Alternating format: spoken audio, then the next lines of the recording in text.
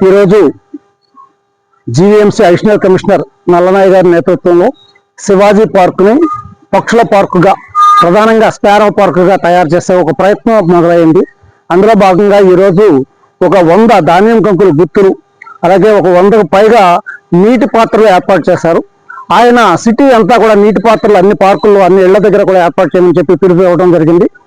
ఈ రోజు ఏదైతే ప్రయత్నం మొదలైందో, ఈ ప్రయత్నం ఈ వేసవిలో అనేక రకాల పక్షులకి, మూగజీవాలకి చాలా ఉపయోగపడుతుందని మేము భావిస్తున్నాం. ఈ రోజు శివాజీ పార్కు ఇక్కడ ఒక ధాన్యం కంకులు గుర్తును చూస్తే ఉడతలు వచ్చి చక్కగా తింటున్నాయి. అలా ఉడతలకి ఆహారంగా లభించింది. అలాగే పిచ్చుకలు, ఇతర పక్షులు కూడా వచ్చి ఆహారంగా తీసుకోవడానికి అవకాశం ఉంది.